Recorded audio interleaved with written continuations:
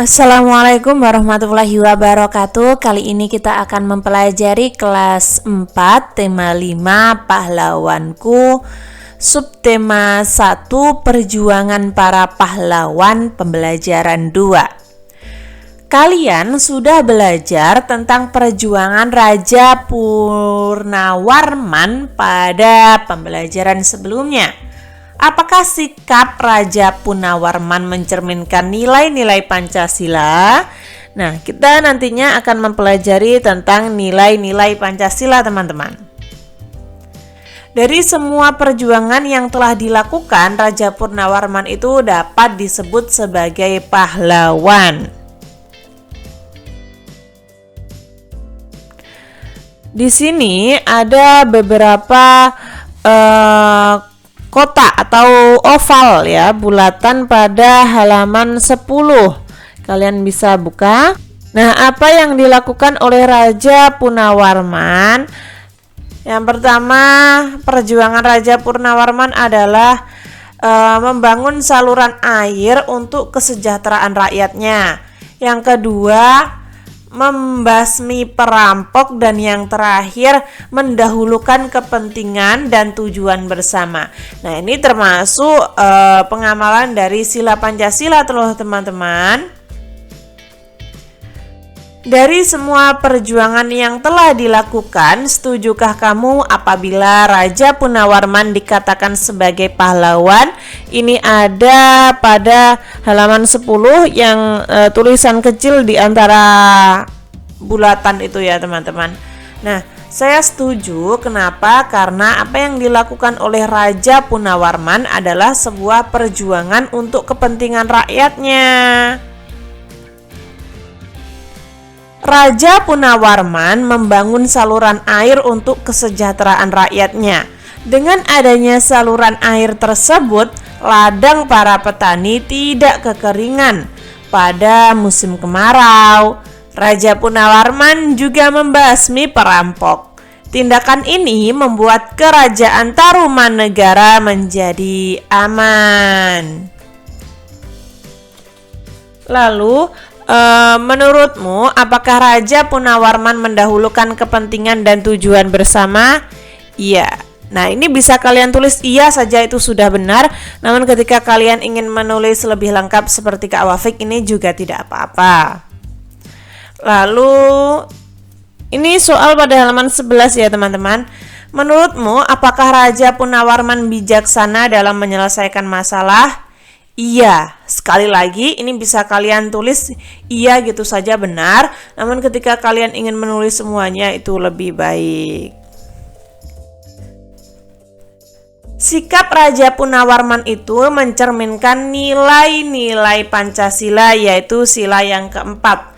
Tahukah kamu sila keempat itu berbunyi, kerakyatan yang dipimpin oleh hikmat kebijaksanaan dalam permusyawaratan perwakilan. Makna dari sila tersebut adalah mendahulukan kepentingan dan tujuan bersama, cinta musyawarah dan demokrasi, serta bijak dalam menyelesaikan masalah. Lambangnya adalah kepala banteng. Nah, lalu ada beberapa pertanyaan pada halaman 12 yang atas itu. Apa simbol sila keempat? Jawabannya adalah kepala banteng. Lalu makna dari simbol. Nah, makna dari simbol adalah mendahulukan kepentingan dan tujuan bersama, cinta musyawarah dan demokrasi, bijaksana dalam menyelesaikan masalah. Lalu apa sih hubungan sila keempat dengan simbol lambang kepala banteng?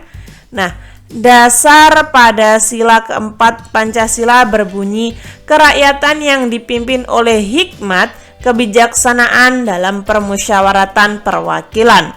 Sedangkan banteng merupakan binatang yang suka berkumpul.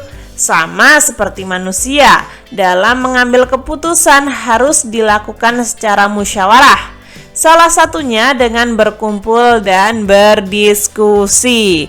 Nah, kalian sering sekali ya melakukan musyawarah, misalnya berdiskusi untuk mengerjakan soal. Nah, itu termasuk musyawarah.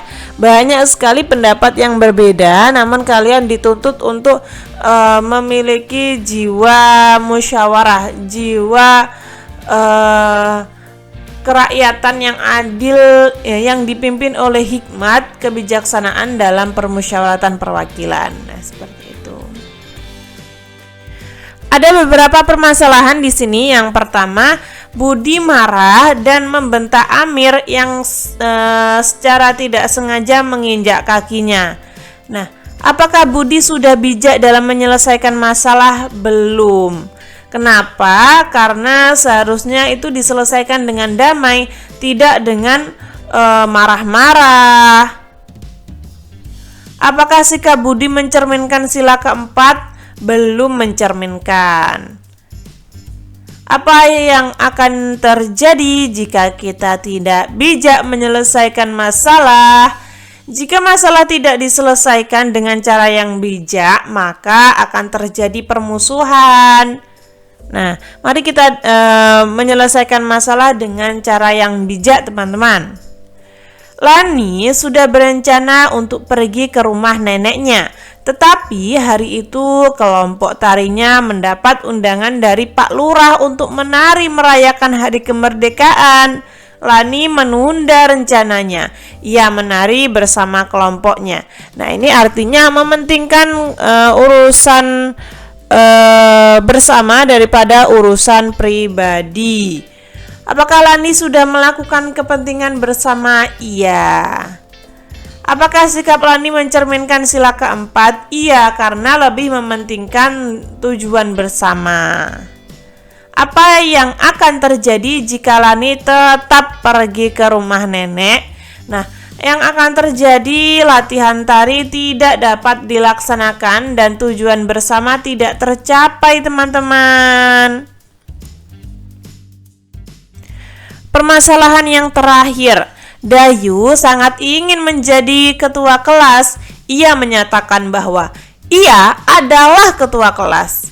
Dayu tidak mau ada musyawarah atau pemungutan suara. Nah, sikap Dayu ini tidak menjunjung nilai musyawarah. Lalu, apakah sikap Dayu sudah mencerminkan sila keempat? Belum. Karena seharusnya dalam musyawarah kita tidak boleh memaksakan kehendak kepada orang lain. Apa yang akan terjadi jika kita memutuskan segala hal tanpa musyawarah?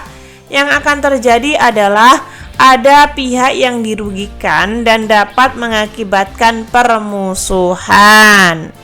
Nah, mari kita hindari semua itu, teman-teman. Lalu, sikap dalam kehidupan sehari-hari yang sesuai dengan sila keempat Pancasila. Di sini Kak Wafik sebutkan banyak sekali ya. Ini ada pada halaman 13 yang paling bawah, berikan contoh sikap dan dalam kehidupan sehari-hari yang sesuai dengan sila keempat Pancasila.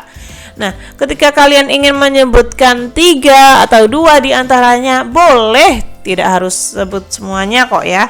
Namun ketika kalian ingin menulis semuanya itu lebih baik. Di sini ada lagu Maju Tak Gentar. Nah, masih ingatkah kalian dengan lagu ini? Maju tak gentar, membela yang benar. Maju tak gentar, hak kita diserang. Nah, kurang lebih seperti itu ya. Maaf Kak Wafik di sini kurang mahir dalam bernyanyi. Kalian bisa menyanyikannya sendiri ya. Tahukah kamu nada tinggi rendah? Nah, tinggi rendah itu biasanya makin ke kanan makin tinggi, teman-teman. Nah, awalnya ini kan rendah ya. Ketika ada not angka lalu di bawahnya ada titik, itu berarti rendah. Ketika tidak ada titik sama sekali, ini berarti sedang. Ketika titiknya di atas, ini berarti tinggi. Nah, semakin ke kanan semakin tinggi. Birama lagu adalah 4/4. Nah, biasanya ketika akan menyanyikan lagu, dirijen berkata gini, marilah kita menyanyikan lagu Maju Tak Gentar dengan birama 4/4. 1, 2, 3, 4. maju tak gentar. Nah, seperti itu ya. Nah, ketika ada tanda dua lalu ada garis di atasnya, entah angka berapapun ada garis di atasnya, itu berarti lebih cepat teman-teman. Jadi ada 2 not angka yang dibunyikan dalam satu ketukan.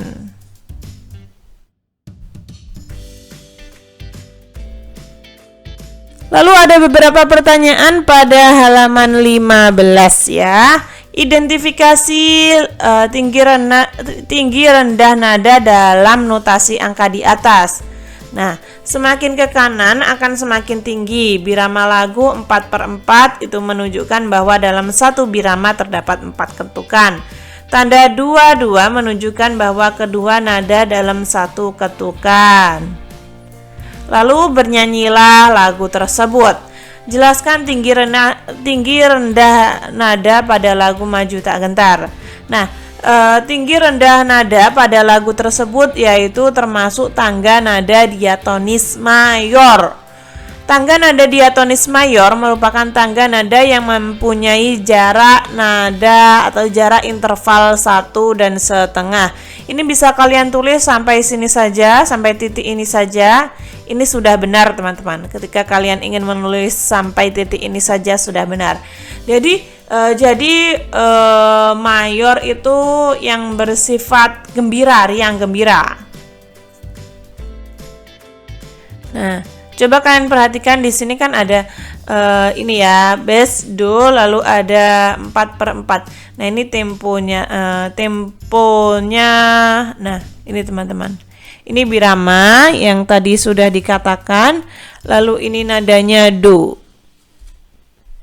Nilai apa yang terkandung dalam lagu itu? Ini ada pada halaman 15 yang paling bawah.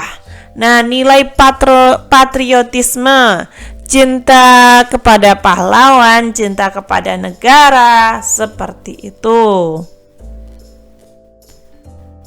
Apakah lagu di daerahmu ada yang menggambarkan lagu perjuangan para pahlawan? Ada, misalnya lagu berjudul Caping Gunung. Nah, makna dari lagu tersebut adalah kerinduan orang desa terhadap belayan jasa orang kota. Raja Punawarman berjuang melawan musuhnya dengan semangat perjuangan.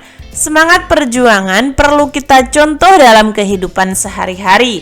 Ketika kamu belajar, kamu harus mempunyai semangat belajar supaya materi yang kamu pahami bisa kamu pahami dengan baik. Apakah kamu sudah mempunyai semangat perjuangan saat belajar? Apa yang kamu lakukan ketika kamu menemui kesulitan? Mulai sekarang, contohlah semangat perjuangan Raja Punawarman ya. Oh iya teman-teman, untuk matematikanya Kak Wafik tidak bahas, namun ketika kalian ingin dibahas, kalian bisa tulis di komentar. Nanti Kak Wafik usahakan untuk membahasnya ketika kalian ingin Kak Wafik bahas ya. Kak Wafik usahakan. Hal baik apa yang kamu pelajari hari ini? Hari ini saya mempelajari sikap jujur dan tanggung jawab. Apakah kamu sudah mempunyai semangat belajar yang baik? Nah, misalnya saja sudah ya, kalian bisa tulis sudah. Nah, ini adalah ayo renungkan pada halaman 21 yang paling bawah. Kesimpulan, tadi kita sudah belajar apa saja? Yang pertama, mendiskusikan makna sila keempat Pancasila dan menyanyikan lagu notasi Maju Tak Gentar. Kurang lebih seperti itu. Ketika teman-teman ada saran, masih kurang paham, atau mungkin Kak Wafik salah ketik, salah pengucapan, kalian bisa tulis di komentar agar Kak Wafik dapat memperbaikinya. Semoga bermanfaat. Wassalamualaikum warahmatullahi wabarakatuh.